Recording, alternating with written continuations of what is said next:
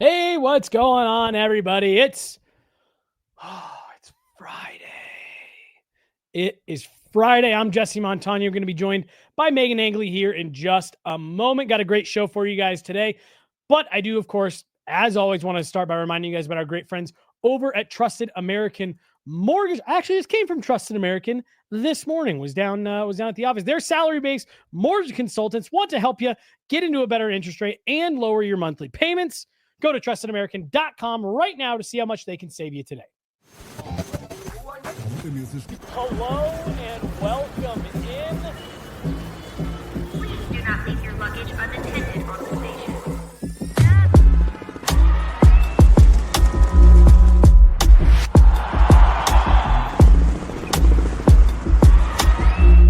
Welcome to the show. Welcome in Friday afternoon edition. We are a little bit later than normal, and it's fully Chloe's fault. No, I'm kidding. It's my fault. No. It's my fault. She just can't defend herself right now. She doesn't have a microphone. It is my fault.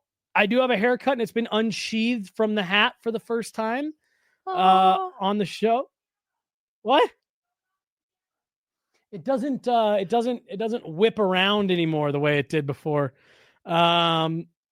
I'm Jesse Montano, and I'm joined by Meghan Angley. Meghan, how the F are you on Friday? I'm good. Are you, though? The planets are all out of fucking whack, they it seems really like. are. There's just like a lot of heavy family stuff, and fully think everything's going to be okay. It just kind of all came about in the last 24 hours. The family group chat's blowing up. Ooh. I know, but not in a fun way, not like Right, dad's right. just sharing memes again. It's so we got to buckle up and ride through the weekend, but we'll be okay. All right. Yeah. Where are you at as a group chat person?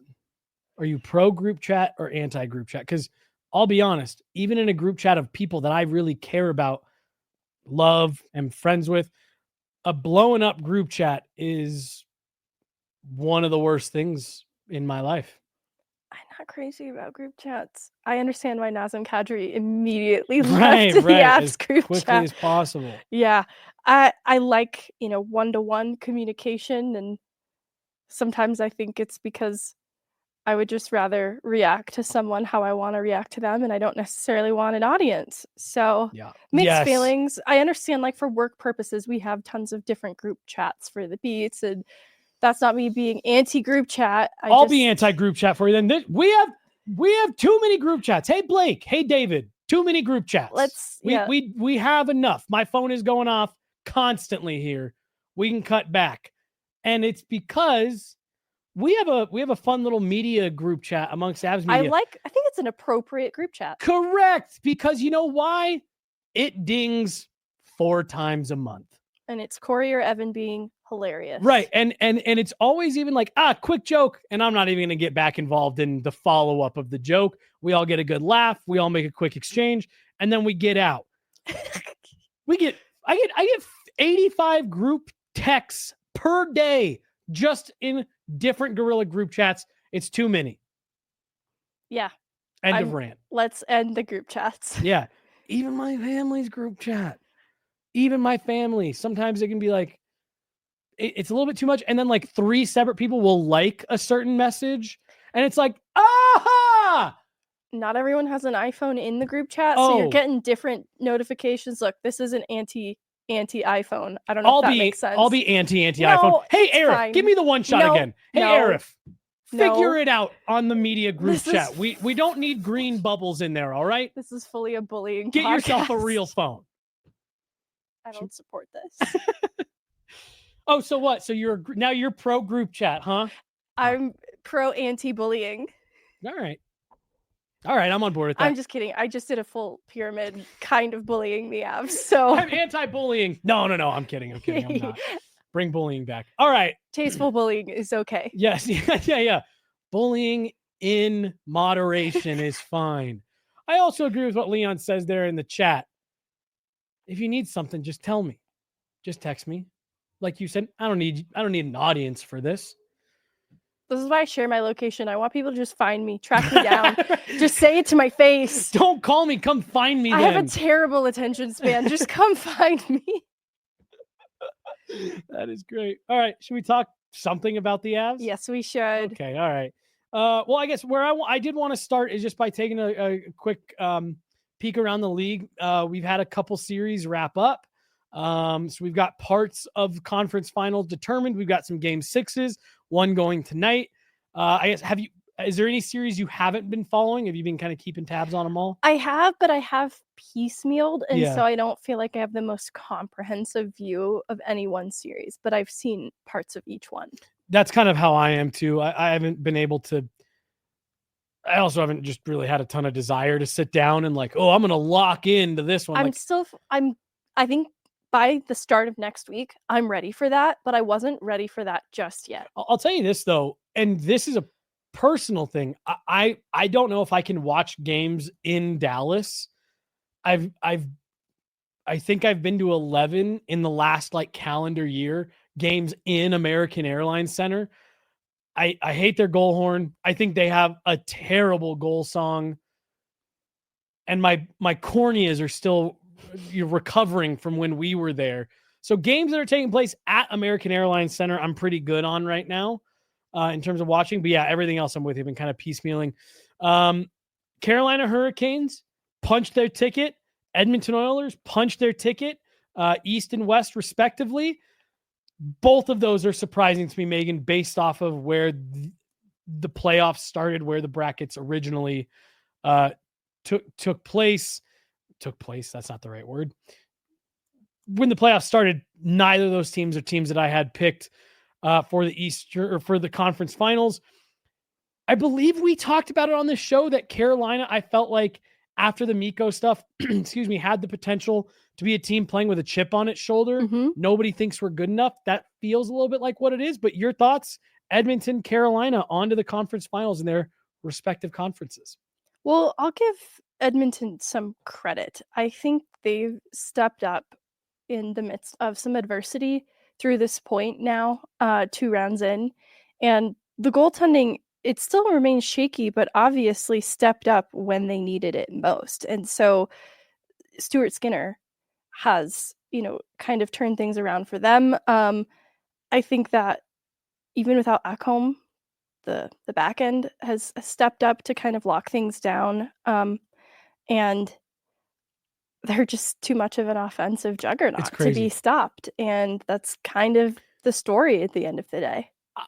And so this is why I'm still not sure in a Stanley Cup final how they'll fare. But there's a reason that, the Avs played them in their own Western Conference final. And I think they've only become a little bit more solidly constructed since then. But I'm still holding out a little bit of question mark for them. I've just never seen a team this capable of outscoring their problems every night. They score exactly however many goals they need. They're coasting on back-to-back shutouts right now. Yeah. But again, they've both been lower scoring games as a result of it. Like Edmonton truly, if you told me that they had a whiteboard and it said, just score enough goals to win, I'd believe you because that's what they are capable of doing. And it's amazing to watch that if they need to score 6 goals, they score 6 goals. If they need to score 1 goal, they score 1 goal. If they need to score 3 power play goals and a shorthanded goal, that's what they like. They just provide whatever offense they need. I'm still just not a big believer in them as much as I like Calvin Pickard as a person. I don't think that he's a goalie that can win you a Stanley Cup. Stuart Skinner has already lost the net once in these playoffs, but it is remarkable to watch. And I'm with you. You give them a ton of credit that they are scratching and clawing and finding a way to get it done every night. Well, and, Stuart Skinner earlier in these playoffs didn't obviously show confidence, and Pickard's day-to-day, so not even a fully healthy option, though I think they expect him to be available between 1 and 2 for the Western Conference final. It certainly is a bit dicey then. The goaltending is still this high wire act for Edmonton. And I think that, Vegas's game, it's tight. And so I think it just came down to being just too tight at the end of the day. But I think whoever they face in the Western Conference final, right? It feels like it's still going to be Dallas, right? Yeah, I think so. It's intriguing. They can pack an offensive punch also kind of intermittently, like at will to an extent. As needed, but also not always when they need it. Like sometimes it dries up. So I'm just curious if we're going to have some kind of weird games back and forth between these two teams. Because I think Dallas will do a lot to shut down Edmonton defensively. So I think Jake Ottinger too. Yeah. Oh, Jake Ottinger certainly. And so I know, like on a series by series basis, that also kind of carries some variance. But so I just imagine some kind of weird exchanges between these two teams, if that's what it comes down to. I believe, though, in the offensive firepower of Edmonton a little bit more. Yeah. And so I think it will come through more reliably than it will for Dallas. It'll just be a question of if Dallas can be as tight as they have been through this point defensively, because I think that's where Vegas posed a little bit of a threat for Edmonton, but it just wasn't. They couldn't come up with enough goal support of their own. Right. And again, like, depending on the night against Edmonton, 4 goals may not be enough. Like, in most instances, I would say that's probably not enough. Just the way that they've been scoring right now. Do you want to hear something crazy, Megan? Yes. Did Dallas get shut out last night? Yes. 4-0? There have only been 3 games in these playoffs. The Dallas Stars have not scored a power play goal. Did you know that? And they've been shut out 3 times. So in any game the Dallas Stars have scored a goal, they've scored a power play goal. That's wild. That is wild. And it is wild, right? It just feels like a little bit, I don't want to say unsustainable. 100%. But obviously, too, just like the individual performance of Mikko Rantanen, question mark, a little bit unsustainable. It also kind of points to where I was keeping for Nolan Pratt. Like, guys, I don't know if this kill was as bad as we think it was, feel it was. I think this is just a really freaking good power play. Right. You're 100% right. Dallas is up 3-2 in this series against the Jets. They have had 2 games in this series that they have won where Mikko Rantanen scored a hat trick and got all 3 goals and they won 3-2. And Mikael Granlund has gotten all 3 goals and they've won 3-2. Give Dallas a lot of credit. They are looking like the team of destiny right now. Like every bounce is going their way. It certainly is true. But they've got some shit that I feel like when you dig into it a bit, it's a little bit of a high wire act. You know what's hilarious is I'm on hockey Twitter, so I don't just see Avalanche related discourse. And I've seen a lot of people weighing in on kind of the Winnipeg side that they thought the St. Louis series was tougher to get through and that they don't see Dallas as the stronger opponent, that they feel almost kind of how we were when we were saying 5v5 analytically, the Avs were the better team, right? It's kind of a similar conversation for Winnipeg. Like, this hasn't even been a bad series. It's kind of weird. They felt St. Louis was the tougher opponent, and it's just crazy to be, and kind of insulting and probably motivating on the Dallas side to keep hearing that, like, oh, you don't think we're that tough? Well, we're going to beat you, kind of a thing. But isn't that just such a weird dialogue to be attached to this team that we are both in agreement does feel like a team that's fated to go all the way this year? It's just so weird that the first 2 rounds have come with this qualifier of their opponents have been like pretty evenly matched. Well, and if not better, and that's part of what is making me sit here and go, they just might be the team this year. We're like, because we always talk about that, like you've got to be really good, you've got to be deep, and you've got to be lucky as hell to win the Stanley Cup every year. That's not, I'm not saying that's exclusive to the Dallas Stars this year. But like, you know, Alyssa's comment, great, just what the Stars need, another underdog story. Yeah, exactly. But like, there is some of the stuff that as I'm watching this, I'm like, man, you guys, you know, the Dallas Stars, like, you haven't been the better team in all of these games. You guys are better at finding ways to win right now, and it's impressive. It is, because you talk about killer instinct and how, you know, we kept finding different ways that we wanted to word this. Like, at one point, Colorado was playing just to not lose the game, whereas Dallas was physically allergic to the possibility of losing, or the Avs are going through the motion of all the things they needed to do to win, but they didn't have that allergic reaction to losing. However you say it, I think it boils down to a killer instinct, and it is hard to put it into tangible things, but like, there are processes on the ice that you can point to and say, you know, teams with a killer instinct are always doing XYZ, right? For Dallas, it still feels like there's some intangibles, because there are aspects of the way that they play that I don't always love, like Jamie Benn sucker punching someone. You Yeah. still got your captain $5,000 fine. That's it. not necessarily representing you well. And I've seen discourse both ways after the Jamie Benn Scheifele incident. People saying, well, like it was kind of warranted. Scheifele kicked him too. But it's just like this is your captain. I don't know. This is just kind of a funky team. You've got Mason Marchment continuing his slashing refs. Slashing refs, continuing to be a diva, embellishing things. It's kind of like, okay, there's a good brand of hockey at the heart of all of this, but there's also still some weird stuff that you guys do, but it pulls out wins. So I don't know. Well, and Jared Bednar used the word opportunistic to describe the Dallas Stars. And I think that maybe can go hand in hand with what you're talking about killer instinct. It just feels like, and this is how it felt to me in the Avs series. The games would be close. The Avs would even be carrying the play, pushing pace. But every time you came to like oh shit, this is a big moment in the game, it always tipped Dallas's way. Or at least in retrospect, that's what it felt like. All right, you need a big kill here. Dallas scores. All right, power play, big moment here. You need a goal. Don't even get a sniff. All right, you're up by 1. You just need to extend this out. Weird fluky play, turnover, they're gone the other way, and they make good of the odd man rush. And that's, to me, when I'm watching Dallas and listening to you talk through it, maybe that's what it is. Maybe they are just so opportunistic and have such a good killer instinct that every time, right when they need that moment, they get it. And I think this goes back to something I was trying to say on one of our old shows about thriving in the discomfort. The discomfort is being down. It's, the 2-0 deficit in the third period, or it's chasing a game and forcing overtime. And it is opportunity, though, because they had to thrive in the discomfort of playing with a deficit through that point, and then met with the opportunity to win the game. They seize it. And teams that have the ability to seize that opportunity despite playing in some sort of deficit or disadvantage through that point, they thrive in the discomfort just a little bit better.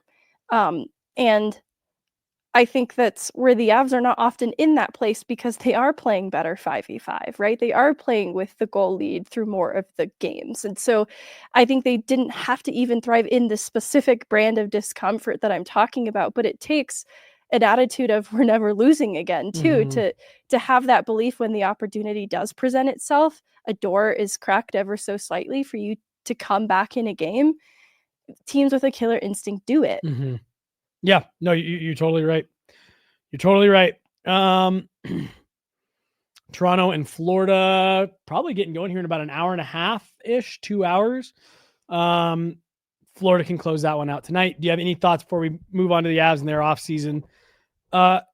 Any last thoughts about Florida, Toronto? Do you have any changing feelings about Mitch Marner? I don't know if you've thrown his name around on a hot mic on the pod before. We've talked about him off the mic before as a possible fit. Just this kind of a pipe dream fit. I'm not throwing Jesse under a bus and saying he's been advocating for Mitch Marner this whole time. Just kind of this, hey, that's a name that intrigues me guy you've thrown out there. Yeah. Obviously a player who kind of the opposite of what we're describing, but when those lights get brighter in the postseason, has had some tough moments that it's just like, it's not just that you need to be a huge contributor on this team and a leader, but you can't be making these types of mistakes. Well, and it's him and Matthews. And it's like, again, it's him and Matthews. No, I don't have any changing feelings. I still think he'd be a really fun ad to play next to Nathan MacKinnon. But, part of that conversation you and I were talking was, like the disappointment of Marty Netches's playoffs, and that maybe he didn't play the way you want. So I don't know. I think Mitch Marner's costing himself some money right now. I still think he'd be a fun ad next to Nathan MacKinnon. But when you're considering how much you want to bring that guy in for and how much you want to pay him, you have to look at what's happening here in the playoffs. And like you said, it's not just that he's not producing.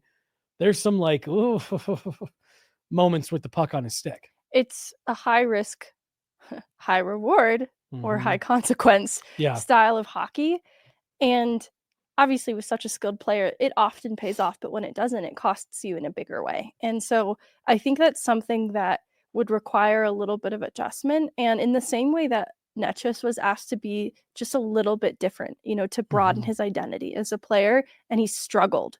I think it all was too soon. I think this version of playoff Necas maybe should have started in the regular season runway. And maybe it did. It just felt like the way he played in the postseason was different from what we'd seen in the regular season. Yep. And so similar to that, I think that Marner would need to undergo the Logan O'Connor Rehabilitation Center. Yeah. I joke about it, but I do think that, that style of player enforces good habits and good decision making. You don't want to take away from a player's creativity, which I actually think is what happened to Marty Necas, in fear of making mistakes. I think that that's why he made such weird decisions with the puck, right? Well, I'd hate to see something like that happen to Marner, but there would need to be some kind of understanding that you need to be more responsible here, because you're not expected to carry single-handedly now, right? You've got a Cale Makar, you've got a Nathan McKinnon, maybe there's a Necas in this equation still, but you've got other star talent around you supporting you in this, that you don't have to go for the high-risk play every time. Yeah, and we're gonna start to dabble into what free agency looks like for the Avs today and Monday. Today, it's going to be mostly, we're going to put a bow on what we started talking about earlier in the week of who do you keep, who do you let walk. I'm intrigued by Mitch Marner coming to the Avs. People that I talk to in Toronto think that he's probably walking. I don't know if they try to flip him to a team, for rights and shit like that. But I will say, because we're going to get back into this conversation on Monday where we'll talk more closely about Mitch Marner. But to me, I think he's a really intriguing ad if you are going down the super aggressive road. You and I talked about there being two roads for the Avs management to take this summer: super aggressive, and we're running it back as closely as we can. I don't know which direction they go. Ultimately, that's what we're going to wait around to find out. But if they choose to go the super aggressive mode, I think Mitch Marner is a guy that they will likely pursue if they decide to go that road. Like their track record says that if there's a big name on the market, they're going to, throw their hat in the ring. But I also think if you're going down that road, that probably means you're talking about Val or Necas or, Yes, it's true. Cause like the whole reason that the top 6 wing was set, there was a period of time where a cost efficient Jonathan Drouin was a part of that. And now they have to decide what they're doing with Drouin. But even still, the Mitch Marner money that he commands, even with a decline in play and maybe a little bit of a discount, you still got a Landeskog to factor in now to the cap equation. And so you're right, it's going to come at the expense of something else a little bigger than we're thinking. And again, like I sit there and say, he's not making more than Mikko Rantanen's making currently right now, which that market is now set. So again, I'm just purely throwing this out there because it's something that I've talked about with a few different folks. Given the uncertainty, the injury problems, I don't know. Do you go to Toronto and say, hey, we'll as soon as Toronto seasons is done, we'll give you Val Nichushkin for Mitch Marner's negotiating rights. And you have to, of course, work out with Mitch ahead of time that you'd come here and sign. But again, that's what I'm talking about. Not actually playing out like that, but that if you made room on the wing, could you plug in a Mitch Marner if you're going the aggressive route? That is, if you're going the aggressive route. In the same way that I've seen people a little frustrated about the Avs not getting a player like JT Miller. And it's always easy to look in hindsight and think, well, that guy could have helped in the way that Brock Nelson obviously didn't. But, JT Miller is a player who didn't want to come here. And so knowing, though, that the Avs are in on those types of players, it would not surprise me that this is one of those stones that they don't leave unturned. Yeah. They've got too much of a track record of showing, hey, we're going to do this. And we're sitting here beating him up for his postseason performance. He's more than a point per game right now in this postseason for Toronto. That's not the exact issue that we're talking about here. If you've watched the last 3 games, because it's honestly a Toronto issue in the way that they've constructed their roster. Yeah. What do you say? Point per game? He's got 12 points. He's got 2 goals, 12 points in 11 games.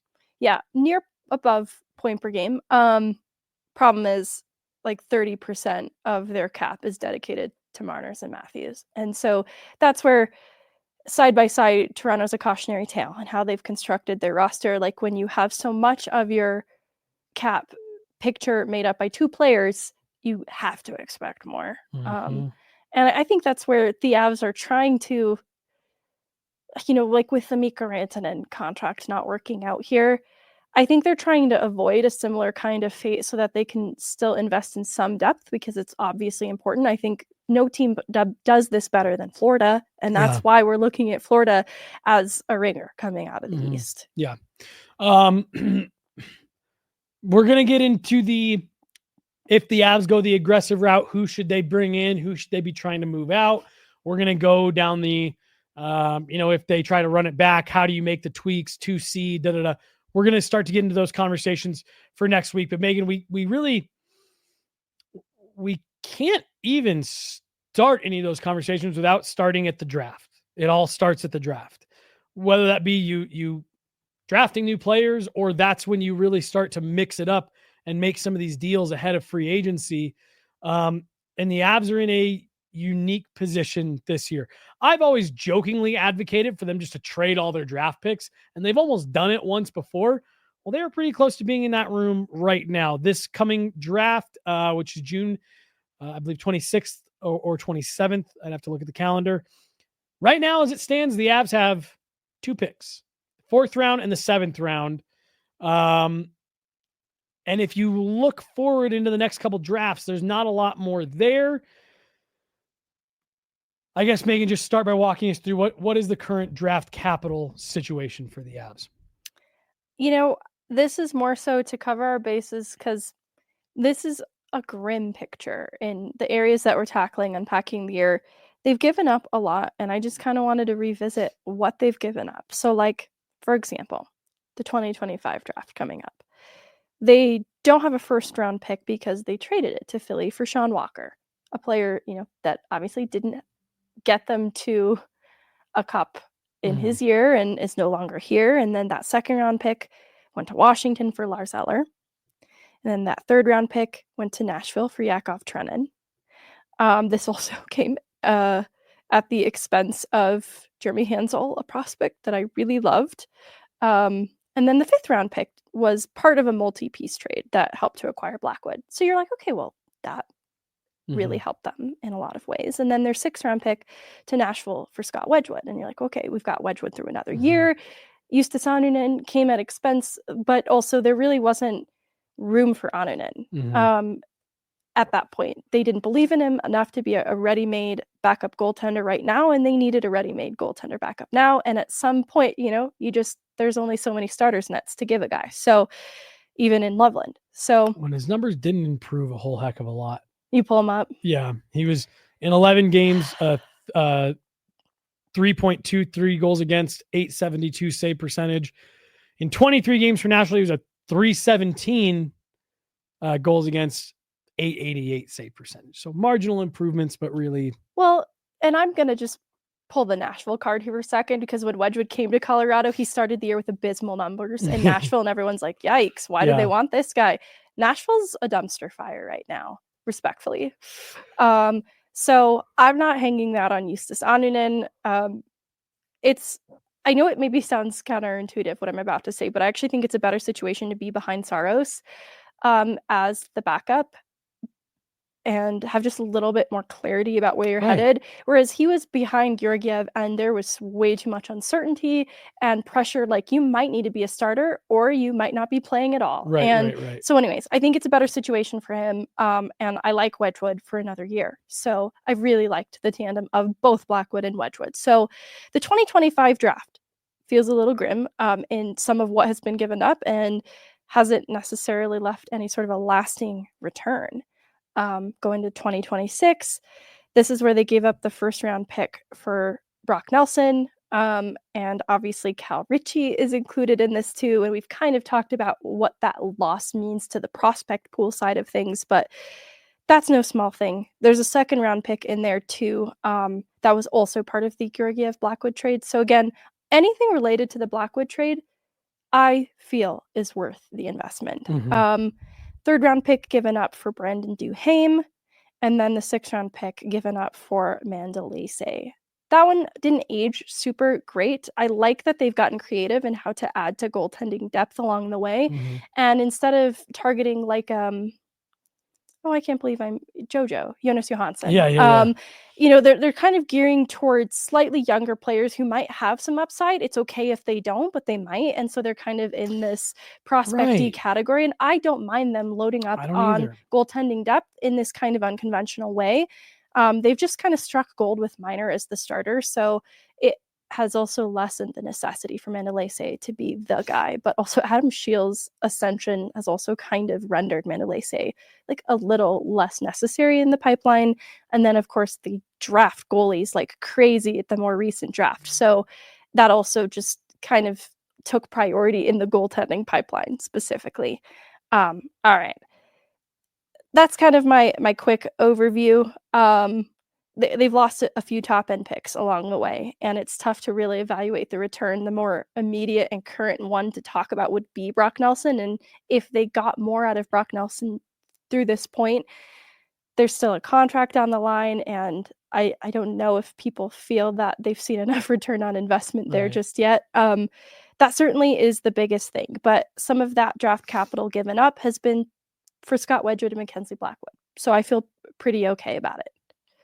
Yeah, I mean, and you know me, Megan, like you and I have argued about this kind of stuff before.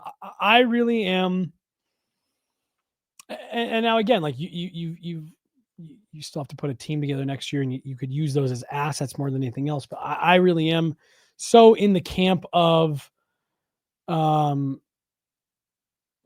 need like draft picks or lottery scratchers. You might hit, you're going to miss a lot. And so if you can be turning those into guys that can help you for multiple years, then I think that's like, even Scott Wedgwood, he's not a young player, he's not a prospect, by any means, but like he's someone that him and Mackenzie Blackwood have come in, they've had a solid impact, and they've turned into players that you're going to get multiple years worth of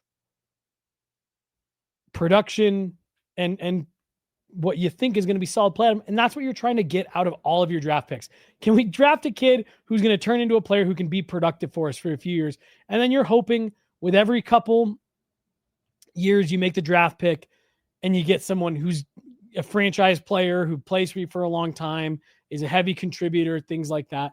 But I think generally the Avs have done a pretty good job of turning draft picks into players that are usable for them. It's when you run into the Brock Nelson situations that it's like, man, that really sucks because you gave up a lot and you didn't get the opportunity for it to pay off the way that you wanted to. And, I also, in running down this list, omitted where they have recouped some picks along the way, and some of those picks that they recouped have already been flipped for other deals. So it makes it a little bit hard to talk about. But the 5th round pick that they acquired from the Sean Walker deal was used for Mackenzie Blackwood. And so that's why, they're not picking in the 5th round coming up this summer, but you feel pretty good about how that got flipped. And then similarly, I think they acquired a second as part of the Mikko Rantanen multi-way deal that was used to acquire Charlie Coyle. Yeah. And so I really want to give the front office some credit for how they have been able to flip some of these picks into also making some of these other transactions possible. And it has replenished to some of these picks, particularly in 2026. A lot of the picks for the later round, 4th and beyond, are from trades where they've regained picks back. And so that's where I expect the front office to continue in this way. So this upcoming summer, it's a little bit grim, but I think 2026 into 2027, they've got these intriguing late round picks where I actually think they're finding a little bit more success, because you look at an Oscar Olausson kind of story, and obviously didn't go great for them. Whereas you're seeing more of a return on Nikita Proshepov from the 7th round as of, this last summer. And there's more of a ceiling that exists there that I think that they have found a little bit of a knack for getting more out of the later round picks. It's just not specifically like the high skill, high ceiling type of player. This is someone that might be able to help the Avs depth in a couple years' time.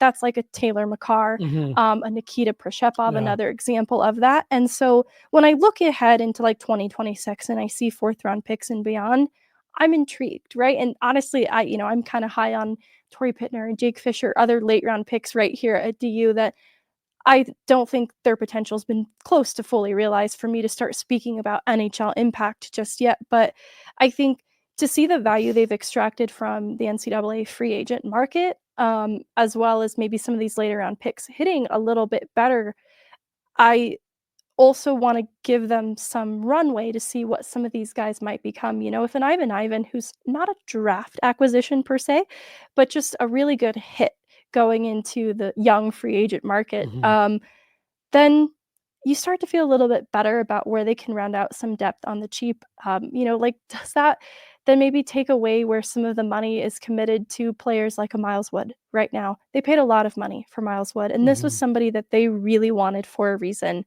Are there future Miles Woods that can be built internally? Yeah. And it's hard to say, at its prime, I think Miles Wood was a more impactful NHL player than maybe some of the hopeful prospects that I'm counting on will hit. But I do think that there are some intriguing tools for some of the players that we went through in our unofficial prospect list the other day. And I actually also didn't mention Matt Steinberg in that list, and I felt bad. He's an RFA. He's someone that they need to qualify. He's just kind of had a weird year, so I didn't include him in my list. I'd probably put him in the B tier for the prospects.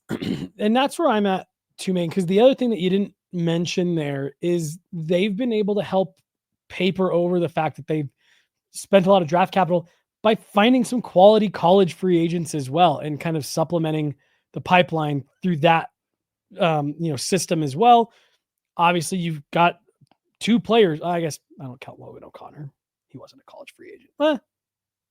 Yeah, he was. Yeah, he was. Yeah. So in the last 5 years, you got 2 players on this roster right now that I would say are regular contributors. Logan O'Connor, absolutely. Sam Malinsky, you and I just talked earlier this week that Sam Malinsky's probably made Sam Girard a little bit more expendable. So if every 5 years you can find a way to get 2 players, young prospect level players, into your NHL lineup to be contributing at a normal basis, that's what you're trying to do with the draft. You're trying to inject young players into your lineup every couple of years. And yes, is it nice when, if you're the Dallas Stars, you can be a really good team and you happen to have a Wyatt Johnston and Logan Stankoven that hit? Yeah, that's great. That's great. But that's the exception to the rule. That's not typically what happens. And I think a lot of the young players, Cal Ritchie, I think, is going to be the first one that we've really got to watch. I think all the young players that the Avs have moved on from that you felt like they've had really high upside, the Avs will kind of come out all right. Alex Newhook, Justin Barron. You keep Jeremy Hansel out of this. Oh, I wasn't even going to bring him up. I know. I was going to say Drew Hellison. I know. Jeremy Hansel. No. Well, so what's interesting too is like I look at a Sage Weinstein who is in that kind of Ivan category of young free agent that they give a contract to, and I actually think Sage Weinstein is intriguing. Yeah, like Cow Jost. It's just it's not looking good. So like maybe we need to hedge our bets and go with a little bit more of a sure thing. And so I look at a Cooper Gay from St. Thomas. This is a young player, has a career year, pops off. Only seen a little bit of him in the American League level, but goodness, he's big, he battles, he's got a little bit of puck skill. I'm not going to say he's the next big thing, but I'm going to have a body of work to evaluate that than I would a guy getting drafted this summer. And I just think with where the Avs are at, we were talking just a minute ago about like, hey, if you go out and add Mitch Marner, if you can do that, if you're interested in it, you probably got to make room for him. Like the Avs are in a phase right now, and this is going to lead me into my next question for you. The Avs are in a phase right now where, you more of need the young guys coming in and helping fill in around the fringes.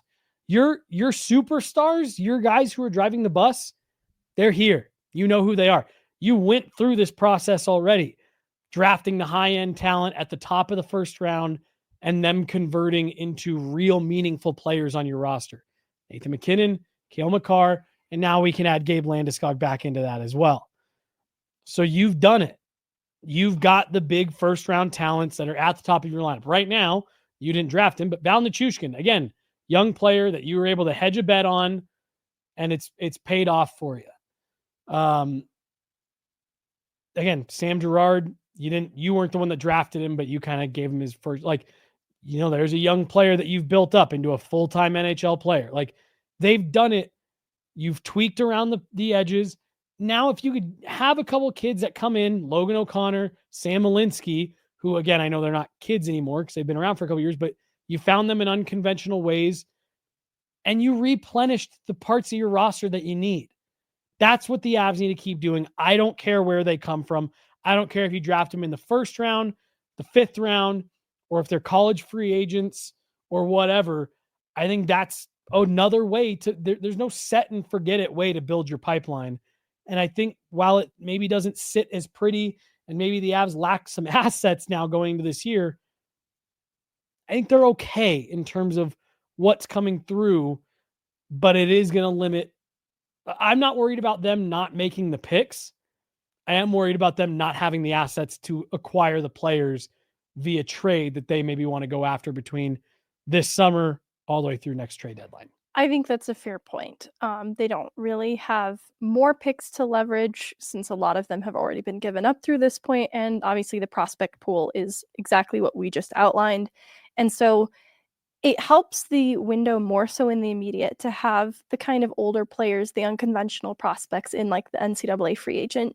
But what is tough is extending their window. And so there's a fair conversation to be had about how this has maybe shaved some time off the length of this window for the Avs if there isn't young talent coming up through the ranks, but also, the Parker Kellys of the world will always need a job. And so there will be some form of a Parker Kelly that can help round out the bottom of your lineup for an affordable contract. And you kind of need that type of player.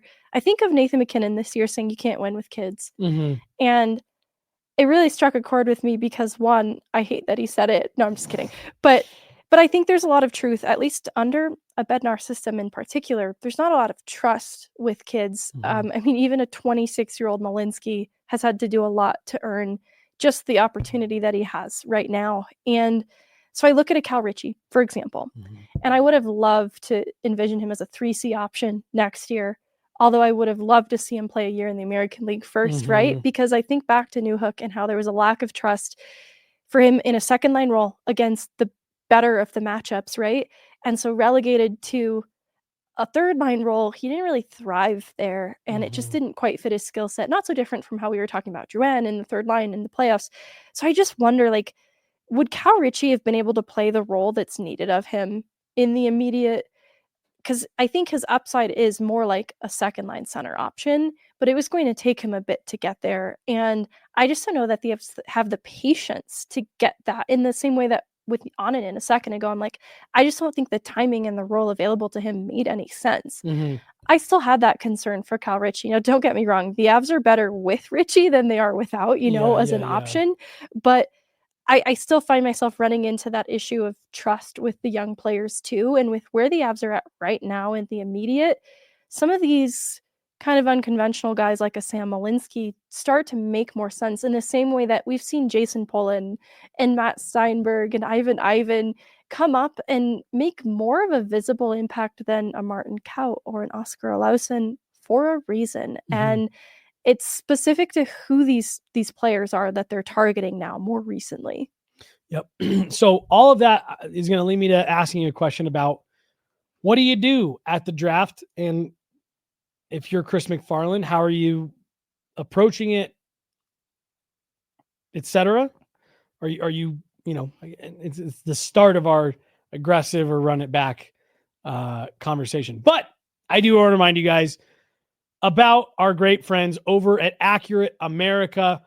This week, I think, has maybe been the best example of exactly what we're talking about here with the storms that just come out of nowhere. The wind kicks up, then the hail starts and all of that. So you never know when it's going to come. So that's why you don't want to be caught scrambling when it does. Make sure you're watching and paying attention and give them a call before the storm. Call Accurate America. They will partner with you on navigating insurance, provide quick, professional, and knowledgeable service using the latest technology and 3D modeling. And best of all, their work is guaranteed for as long as you own the home. Don't scramble at the last minute and get caught with one of those storm-chasing roofers. Call Accurate America at 303-900-ROOF and make sure you call before the storm.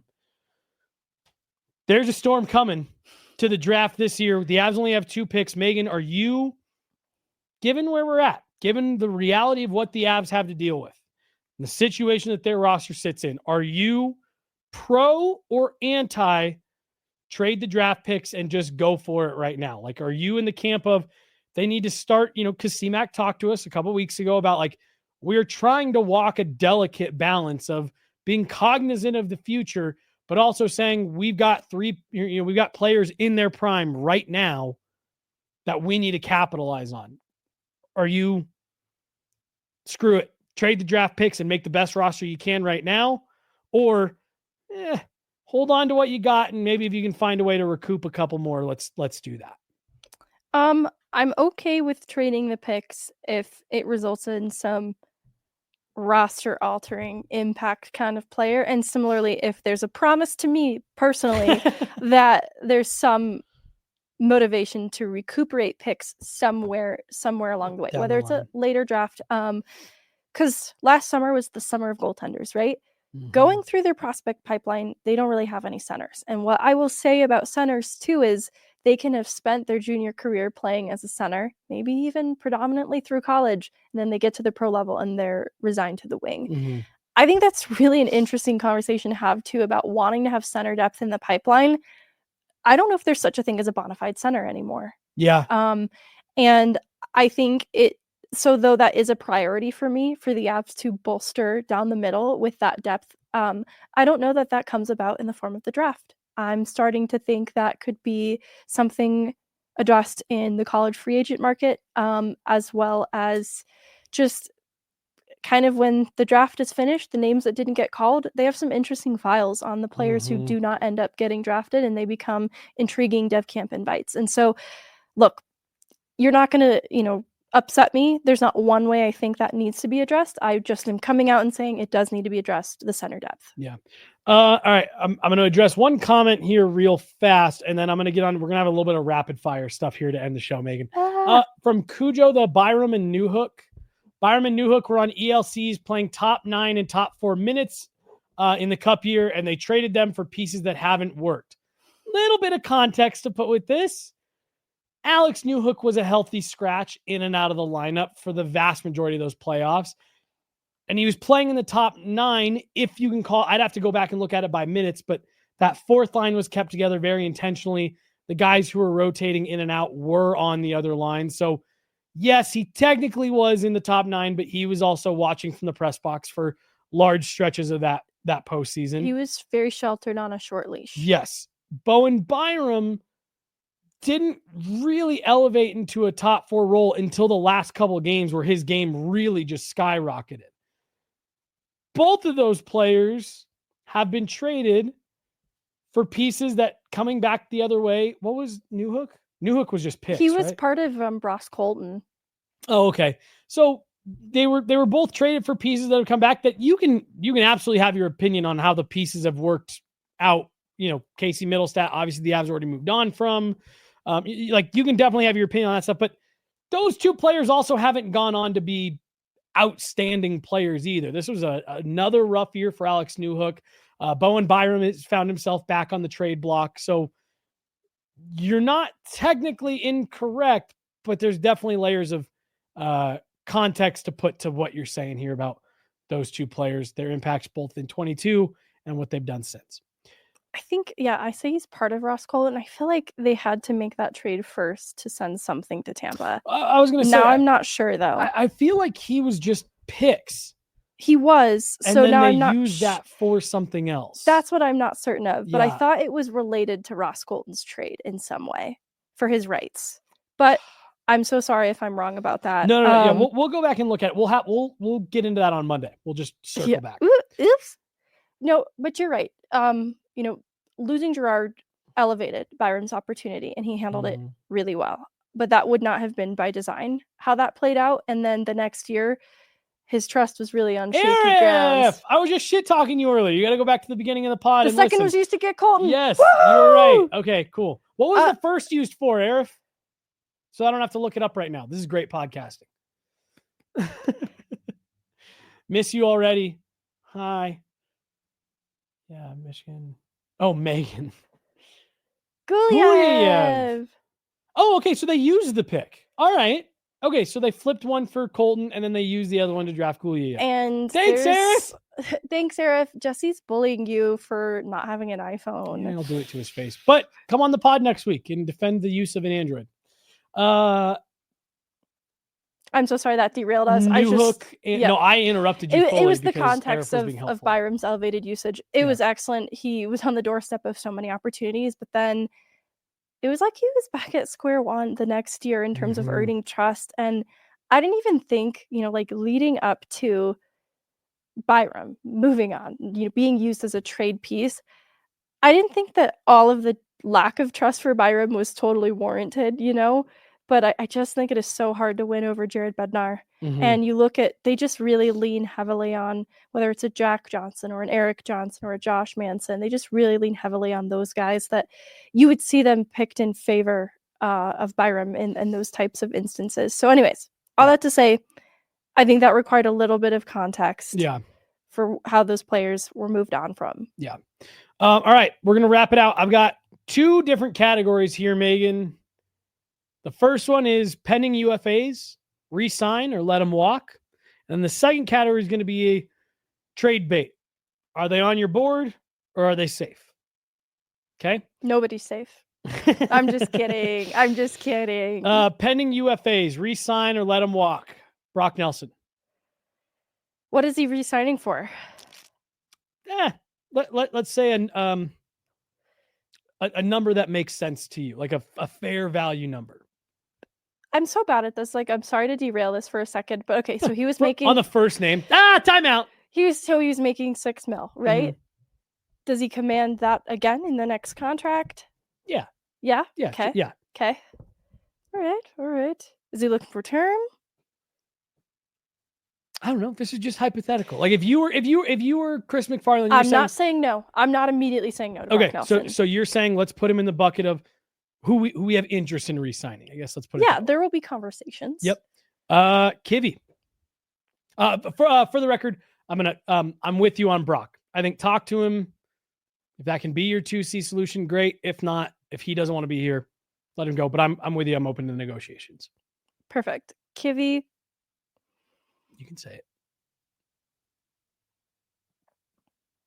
League minimum.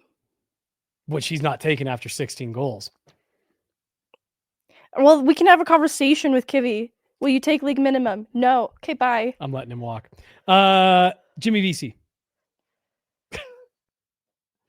Same exact conversation. Same exact conversation. Look, I'm not saying no. It's like, how much money do you want to make Jimmy VC? And on it, Megan would not be great as a GM. All right, no, I'm letting him walk. Sorry. Okay, fine. Here's what I thought was going to be the first real tough one. Jonathan Drouin. It's not tough. You talk to him, and if he's willing to take, look, I don't know if he'll go as affordable as he did, but we got to be like the equivalent of what Matt Duchene's team-friendly contracts have been the last couple years. Not saying the same money. Whatever that is equivalent to Jonathan Drouin, fine, absolutely, have a conversation. To me, the conversation, unfortunately, with Drouin, as much as I like him, it's a 1-by-1. That's what we've got for you. You weren't available this year, and when you were, he wasn't great. I don't think that's unreasonable because it's just another year. Extend your prove it year, right? All right, run it back. This is going to prove it to us. Take a bet on yourself again. Is he 1.5 this year? I thought he was 2.5. Oh, yeah. I don't know. I could live at a 1x1 or a 1.5x1. Otherwise, you might have to move on. Which I can live with. It's Mhm. not so different from the other guys. I think you have a conversation with all With a of them. hard cap, yeah. Yeah, and it just has to be kind of harder for a player like Duran. And EJ. certain Oh, okay. sorry. Yeah, I thought that. certainly with the others too. Mhm. EJ, I really like the idea of having him around. I think he's actually a guy on my list. So yeah, for me, he's a league min 7th offer, assuming he's coming back. He made $1 million last year. Mhm. Would you be comfortable with that? No, Okay. too much. Okay. For a team that is going to be counting every last dollar, it's too much. Isn't that tough because he had an even lesser role and was making $1 Mhm. million? Yeah. Lindgren. Okay, kind of talked about this, but his last contract made no sense. So you can't operate off of it whatsoever. So like with the 50% retained, he was in the 2.25 range. I'd listen. Mhm. I'd listen around there. I'd like for that to be a little lower. There's some question marks, like is he being utilized in a third pair role? That's a lot of money for a third pair defenseman. Like the last defenseman kind of even in that range was Sean Walker once upon a time, and he was in that flex place, kind of like Lindgren was for the Avs too, where he could play elevated minutes, play tougher matchups as needed, and eat up a ton of minutes on the kill. So I'm sorry, I feel like I made all of these complicated, but I would be interested in Lindgren. I was talking with Chloe on Pucks and Prosecco about this too. Like, it's got to be way different. Yeah, like his last contract just is it's a no. Yeah. So I think I'm in the camp of you have the conversation with Nelson. I don't think he wants to say, but I think he's worth having the conversation on.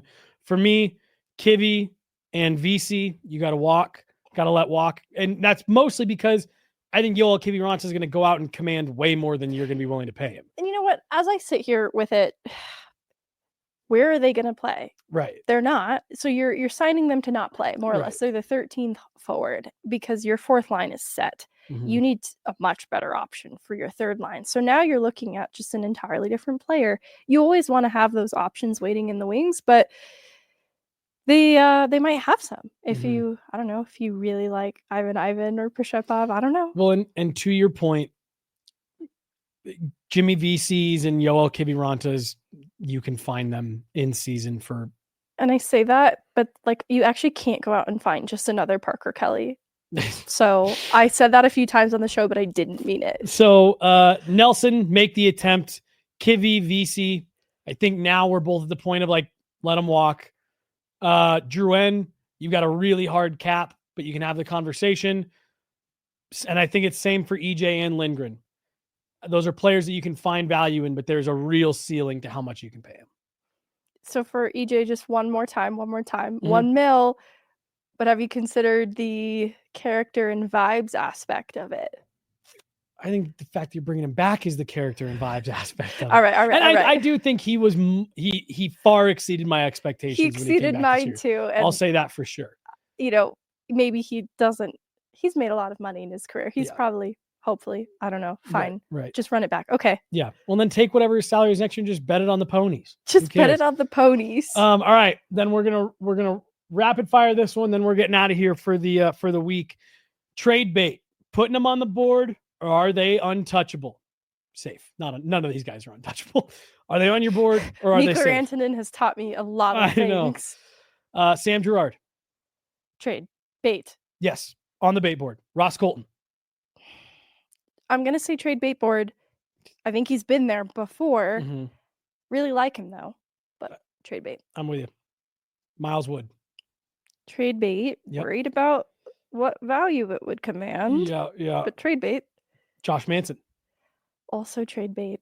Interesting. All right. I thought you were gonna go the other way on that one. And then these are the two that I'm throwing on here. I even in my rundown I put little question marks next to them because these are the big ones. Val Nichushkin. Trade bait. I'm with you. Look, I don't know that since the Cup, we were riding this high, but that contract extension has never felt great ever since. And some of it's obviously the events we're all aware of in the 2 postseasons that followed. But I think that as much forgiveness and healing has happened, it's never forgotten that this Right. did happen. It sort of looms over him as this possibility, and his playoffs were lackluster. That I think it's totally a possibility. And he struggles with availability. Yes. Aside from the other stuff. Yes. No, it's tough. He struggles to stay healthy and in the lineup. And the hard part, Megan, fair or unfair, the thing that the incidents, 3 of them that we're all talking about, the unsettling part of it is you have no indicator for when it's coming or not, which simultaneously affects his own trade value. So that's why it's Yes. like, look, trade bait, but whatever you get in return has to be worth your while. And because of the risk he carries, I don't know if that's possible. Right.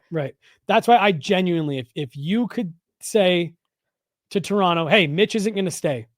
We're going to give you, we need to talk to Mitch, get an extension worked out. We're going to flip you Val Nichushkin for Mitch Marner. That's another good 200-foot forward. Great on both sides of the puck.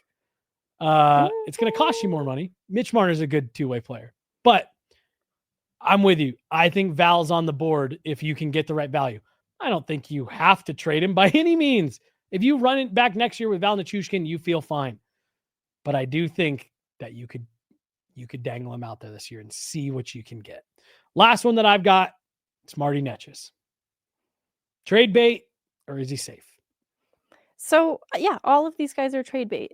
They can't all be traded. That would be bad. I'm with you. But they can all be trade bait.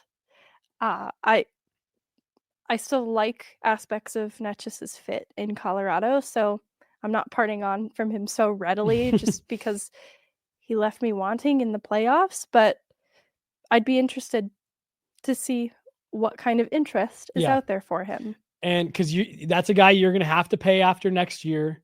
And again, all of these names, like you just said, you can't trade all these guys. But these are, the pick your own adventure. If you're going to be aggressive or if you're going to run it back, if you're going the aggressive route, yeah, Val and Marty are on the board. If you're going the run it back route, they're probably not. And you're going to see what you've got. But if you're saying we want to mix things up, we want to get involved on who the splashy names that are out there, Mitch Marner, what are the Penguins doing? Like, yeah, if we're going to go that road, we're going to get a little frisky with these names. And what's tough too is even with the run it back, you're still probably losing a Brock Nelson, just realistically. Like you're probably not keeping all of these pieces intact. You already didn't feel great about the top 6 picture. So there's going to be something aggressive that is needed to be done inside the top 6, even if you run it back. So it's going to come at the expense of somebody somewhere. Yeah. And, maybe it's not a roster player, maybe, I don't know, maybe people really like, no, oh my God, I almost volunteered Sean Behrens. I don't know why I would have done that. I don't think that's even true, you guys. I don't know. Nobody wants him. He's not even that good. You guys don't want him. He's hurt. Didn't you guys hear? That's pretty bad. But you're right. Megan, there's actually even a comment up there that says that there's really only a handful of guys who I think are safe if you choose to go that more aggressive route. Yeah. Any final thoughts today, Megan? Nobody is safe. No, I'm just kidding. No, nobody. Any final thoughts? No, I just, this final comment. We finally solved our goalie issue. Need to finally solve our 2C. Agree, but also, can we just breathe a sigh of relief about where we're at with goaltending for a second? It's a nice feeling. You read off all the draft capital that's been moved and all that stuff. Over the last few years, that is the one area where it feels like the Avs have overspent, is just solving the goaltending for the next year. And it's like, yeah, you needed to bite the bullet, give up some real assets, and actually you've ended up coming out all right on that. Yeah, honestly, with how things soured with Kovalenko, come on over, come back. They're not keeping Georgiev. Things haven't gone well with Kovalenko. And then other than that, it was like kind of like a mid-round pick. It's like, all right, you're feeling good. Perfect. But yeah, you got it settled. All right, Chloe, any final thoughts? Nope, she's good. All right, that's going to do it for today. She's Meghan Angley. I'm Jesse Montano. We got Chloe Thiel behind the glass. We want to give another shout out to our great partners over at Trusted American Mortgage. They want to help you lower your interest rate. Oh man, she freaked me out for a second. They want to help you lower your interest rate, get a better monthly payment. No better time to do it than right now in the summer. She's mischievous. She's unhinged. TrustedAmerican.com. She's Megan. I'm Jesse. Shout out to Chloe. Have a great weekend, everybody. See you later. I love mischief.